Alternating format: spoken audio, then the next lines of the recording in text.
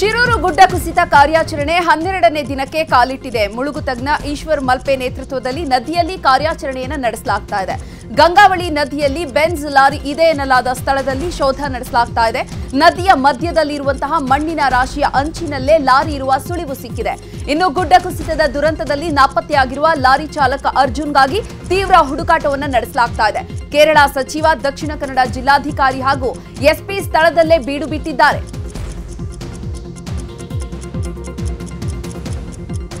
ಕಾರವಾರದಲ್ಲಿ 12 ದಿನಕ್ಕೆ ಕಾರ್ಯಾಚರಣೆ ಕಾಲಿಟ್ಟರೂ ಜಗನ್ನಾಥ್ ಮೃತದೇಹ ಇನ್ನೂ ಸಿಕ್ಕಿಲ್ಲ.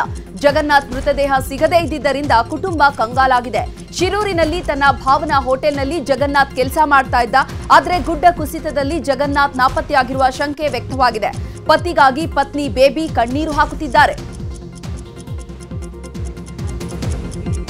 ಶಿರೂರು ಗುಡ್ಡ ಕುಸಿತದ ಸ್ಥಳದಲ್ಲಿ ಕಾರ್ಯಾಚರಣೆ ವೇಳೆ ಮುಳುಗು ತಜ್ಞರ ಈಶ್ವರ ಮಲ್ಪೆ ತಂಡ ಓರ್ವ ಸದಸ್ಯನಿಗೆ ಗಾಯಗಳಾಗಿದೆ. ಕಾರ್ಯಾಚರಣೆ ವೇಳೆ ಕಾಲು ಜಾರಿ ಬಿದ್ದು ದೀಪು ಅನ್ನೋರು ಗಾಯಗೊಂಡಿದ್ದಾರೆ. ತಕ್ಷಣವೇ ಈತನನ್ನ ಆಂಬ್ಯುಲೆನ್ಸ್ ಮೂಲಕ ತಾಲೂಕು ಆಸ್ಪತ್ರೆಗೆ ಸಾಗಿಸಿ ಚಿಕಿತ್ಸೆಯನ್ನ ನೀಡಲಾಗ್ತಾ ಇದೆ. ಮಹಾರಾಷ್ಟ್ರದಲ್ಲಿ ಭಾರೀ ಮಳೆಯ ಹಿನ್ನೆಲೆ ಘಟಪ್ರಭಾ ನದಿಗೆ 55,000ಕ್ಕೂ ಅಧಿಕ ಕ್ಯೂಸೆಕ್ಸ್ ನೀರು ಹರಿಬಿಡಲಾಗ್ತಾ ಇದೆ. ಬಾಗಲಕೋಟೆಯ ರಬಕವಿ ಬನಹಟ್ಟಿ ತಾಲೂಕಿನ ಡವಲೇಶ್ವರ ಗ್ರಾಮಕ್ಕೆ ಜಲ ದಿಗ್ಬಂಧನ ಹಾಕಿದೆ. ಗ್ರಾಮವನ್ನ ಘಟಪ್ರಭಾ ನದಿ ಸುತ್ತುವರೆದಿದೆ. ಸಾವಿರಾರು ಎಕರೆ ಕಬ್ಬು, ಇತರೆ ಬೆಳೆ ಜಲಾವೃತವಾಗಿದೆ. ದುರ್ಗಾದೇವಿ ದೇವಸ್ಥಾನ ಮುಳುಗಡೆಗೆ ಕೇವಲ 15 ಅಡಿ ಅಂತರ ಮಾತ್ರ ಬಾಕಿ ಇದೆ. ಪ್ರವಾಹದ ಹಿನ್ನೆಲೆ ನದಿ ತೀರದ ಜನರನ್ನ ಸುರಕ್ಷಿತ ಪ್ರದೇಶಕ್ಕೆ ಸ್ಥಳಾಂತರಿಸಲಾಗುತ್ತಿದೆ. ಗಂಟು ಮೂಟೆ ಕಟ್ಟಿಕೊಂಡು ಜಾನುವಾರು ಸಮೇತ ಗ್ರಾಮಸ್ಥರು ಊರು ಬಿಡುತ್ತಿದ್ದಾರೆ. ಯಾದಗಿರಿ ಜಿಲ್ಲೆಯ ನಾರಾಯಣಪುರದ ಬಸವಸಾಗರ ಜಲಾಶಯದ ಒಳಹರಿವು ಹೆಚ್ಚಳವಾಗಿದೆ. ಕೃಷ್ಣಾ ನದಿಗೆ 3 ಲಕ್ಷ ಕ್ಯೂಸೆಕ್ಸ್ ನೀರು ಬಿಡುಗಡೆ ಮಾಡಲಾಗಿದ್ದು, ಕೃಷ್ಣಾ ನದಿ ಪಾತ್ರದ ಜನರಲ್ಲಿ ಢವಢವ ಶುರುವಾಗಿದೆ. ನಾರಾಯಣಪುರ ಡ್ಯಾಂ 25 ಕ್ರಸ್ ಗೇಟ್ ಮೂಲಕ ಕೃಷ್ಣಾ ನದಿಗೆ ನೀರು ಬಿಡುಗಡೆ ಮಾಡಲಾಗುತ್ತಿದೆ.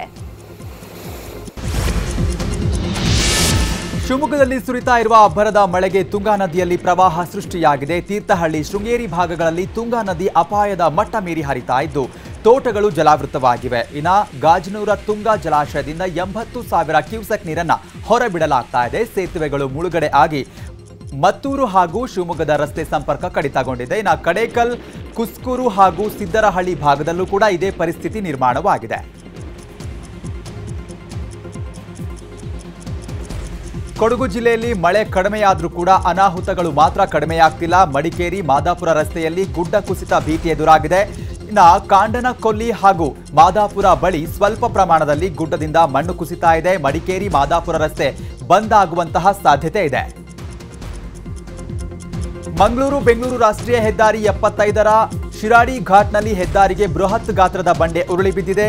ಕೆಂಪು ಹೊಳೆ ಎಂಬಲ್ಲಿ ಈ ಘಟನೆ ಸಂಭವಿಸಿದೆ. ಮತ್ತೆ ಭೂಕುಸಿತ ಆಗ್ತಾ ಇರುವ ಹಿನ್ನೆಲೆ ಗುಂಡ್ಯಾ ಚೆಕ್ ಪೋಸ್ಟ್ ಬಳಿ ಪೊಲೀಸರು ವಾಹನಗಳನ್ನು ತಡೀತಾ ಇದ್ದಾರೆ.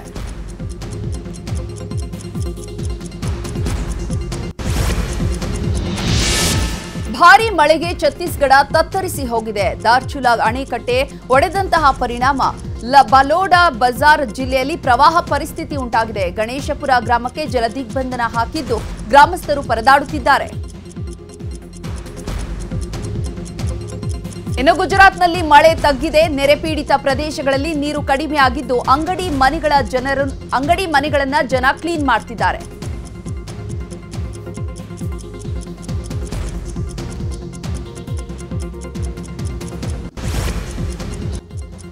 ಈಗ ಕ್ರೈಮ್ಗೆ ಸಂಬಂಧಪಟ್ಟಂತ ಒಂದೊಂದೇ ಸುದ್ದಿಗಳನ್ನ ನೋಡ್ತಾ ಹೋಗೋಣ. ದರ್ಶನ್ಗೆ ಟೆನ್ಷನ್ ಮೇಲೆ ಟೆನ್ಷನ್ ಶುರುವಾಗಿದೆ. ಒಂದ್ ಕಡೆ ಮನೆಯೂಟವೇ ಸಿಗ್ತಿಲ್ಲ, ಇನ್ನೊಂದ್ ಕಡೆ ಬೇಲ್ ಬಗ್ಗೆ ಚಿಂತೆ ಕಾಡ್ತಾ ಇದೆ. ಸದ್ಯಕ್ಕೆ ನಾವು ಬೇಲ್ಗಾಗಿ ಅರ್ಜಿ ಸಲ್ಲಿಸೋದಿಲ್ಲ ಅಂತ ದರ್ಶನ್ ಪರ ವಕೀಲರು ಹೇಳಿದ್ದಾರೆ. ನ್ಯೂಸ್ 18 ಜೊತೆ ಮಾತನಾಡಿದ ದರ್ಶನ್ ಪರ ವಕೀಲ ರಂಗನಾಥ್ ರೆಡ್ಡಿ, ಚಾರ್ಜ್ ಶೀಟ್ ಸಲ್ಲಿಕೆ ಬಳಿಕವೇ ಬೇಲ್ಗೆ ಅರ್ಜಿ ಸಲ್ಲಿಸುತ್ತೇವೆ ಅಂತ ಹೇಳಿದ್ದಾರೆ. ಕ್ರೂರ ಕೊಲೆ ಕೇಸ್ನಲ್ಲಿ ಬೇಲ್ ಸಿಕ್ಕಿದೆ. ಈ ಕೇಸ್ನಲ್ಲಿ ಪೊಲೀಸರ ನಡೆಗೆ ದರ್ಶನ್ ಪರ ವಕೀಲರು ಬೇಸರ ಹೊರಹಾಕಿದ್ದಾರೆ.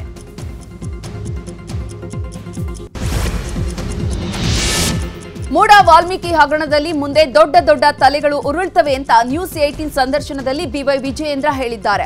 ಉಪ್ಪು ತಿಂದವರು ನೀರು ಕುಡಿಯಲೇಬೇಕು. ತನಿಖೆ ನಂತರ ಅಪರಾಧಿಗಳು ಯಾರು ಅಂತ ಗೊತ್ತಾಗುತ್ತೆ. ಸಿಎಂ ಅನುಮತಿ ಇಲ್ಲದೆ ಹಣ ವರ್ಗಾವಣೆ ಆಗಲ್ಲ ಅಂತ ಬಿವೈ ವಿಜಯೇಂದ್ರ ಹೇಳಿದ್ದಾರೆ.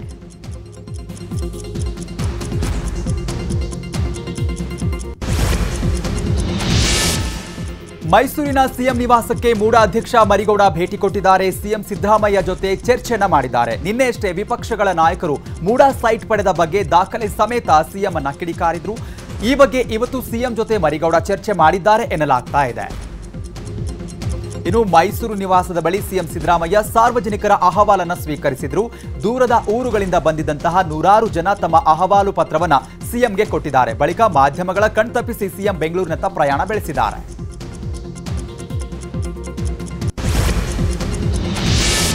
ಬೆಂಗಳೂರಿನ ಅಭಿವೃದ್ಧಿ ದೃಷ್ಟಿಯಿಂದ ಬೆಂಗಳೂರು ನಗರಾಭಿವೃದ್ಧಿ ಸಚಿವ ಡಿಕೆ ಶಿವಕುಮಾರ್ ಆಡಳಿತ ಮತ್ತು ಶಾಸಕಾಂಗ ನಾಯಕರ ಸಭೆಯನ್ನು ನಡೆಸಿದ್ದಾರೆ. ಸಭೆಯಲ್ಲಿ ಬೆಂಗಳೂರಿನ ಹಲವು ಸಮಸ್ಯೆ ಹಾಗೂ ಅಭಿವೃದ್ಧಿ ಕಾಮಗಾರಿಗಳ ಚರ್ಚೆಯನ್ನು ನಡೆಸಲಾಗಿದೆ. ಸುರಂಗ ಮಾರ್ಗ ನಿರ್ಮಾಣ ಹಾಗೂ ಸ್ಕೈಡೆಕ್ ನಿರ್ಮಾಣ ಸೇರಿದಂತೆ ಹಲವು ಕಾಮಗಾರಿಗಳ ಬಗ್ಗೆ ಅಧಿಕಾರಿಗಳಿಂದ ಮಾಹಿತಿಯನ್ನ ಪಡೆಯಲಾಗಿದೆ.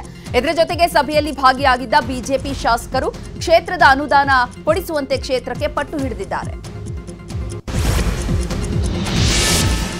ಡಿಕೆಶಿ ಹಾಗೂ ಎಚ್ಡಿಕೆ ನಡುವೆ ರಾಮನಗರ ಜಿಲ್ಲೆ ಮರುನಾಮಕರಣ ಫೈಟ್ ಜೋರಾಗ್ತಾ ಇದೆ. 2028ರ ಒಳಗಡೆ ಮತ್ತೆ ರಾಮನಗರ ಹೆಸರು ಬರುತ್ತೆ ಎಂಬ ಎಚ್ಡಿಕೆ ಹೇಳಿಕೆಗೆ ಡಿಕೆಶಿ ಸವಾಲ್ ಹಾಕಿದ್ದಾರೆ.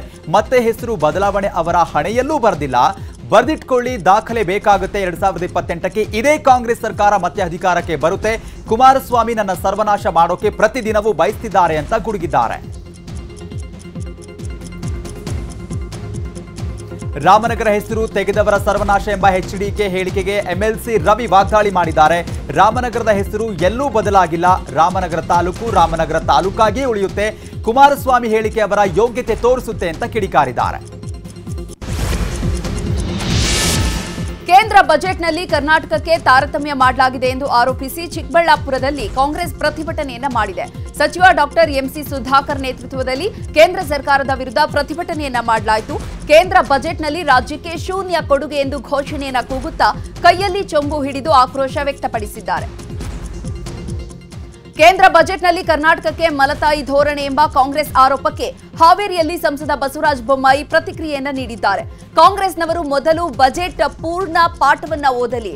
ಯಾವ್ಯಾವ ಇಲಾಖೆಗೆ ಎಷ್ಟು ದುಡ್ಡು ಬಂದಿದೆ, ಅದೇ ಅಕೌಂಟ್ಗೆ ಹಿಂದೆ ಯುಪಿಎ ಸರ್ಕಾರ ಇದ್ದಾಗ ಎಷ್ಟು ಬಂದಿತ್ತು ಎಂಬುದನ್ನ ಪರಿಶೀಲಿಸಲಿ. 44,870 ಕೋಟಿ ಅನುದಾನವನ್ನ ರಾಜ್ಯ ನೀಡಲಾಗಿದೆ. ಈ ಬಗ್ಗೆ ಸೋಮವಾರ ಮಾಹಿತಿ ಬಿಡುಗಡೆ ಮಾಡುವೆ ಅಂತ ಹೇಳಿದ್ದಾರೆ. ಇನ್ನು ಮೂಡಾ ಹಗರಣದಲ್ಲಿ ಬಿಜೆಪಿ ಆರೋಪಗಳಿಗೆ ಸಚಿವ ಡಾಕ್ಟರ್ ಎಂಸಿ ಸುಧಾಕರ್ ತಿರುಗೇಟು ನೀಡಿದ್ದಾರೆ.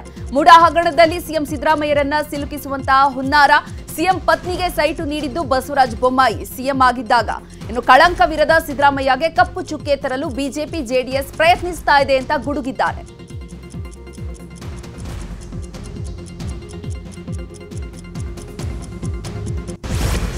ಕನ್ನಡಿಗರ ನೆಚ್ಚಿನ ನ್ಯೂಸ್ 18 ಕನ್ನಡ ಈಗ ವಾಟ್ಸ್ಆಪ್ನಲ್ಲೂ ಲಭ್ಯ. ಕರ್ನಾಟಕ, ದೇಶ ವಿದೇಶಗಳ 360 ಡಿಗ್ರಿ ಸುದ್ದಿಯ ವಿವರಗಳನ್ನ ನಿಮ್ಮ ಕೈ ಬೆರಳುಗಳಲ್ಲೇ ಪಡಿಲಿಕ್ಕೆ ಈ QR ಕೋಡ್ ಅನ್ನ ಸ್ಕ್ಯಾನ್ ಮಾಡಿ, ನಮ್ಮ ಚಾನಲ್ ಫಾಲೋ ಮಾಡಿ, ನೋಟಿಫಿಕೇಶನ್ ಆನ್ ಮಾಡಿ.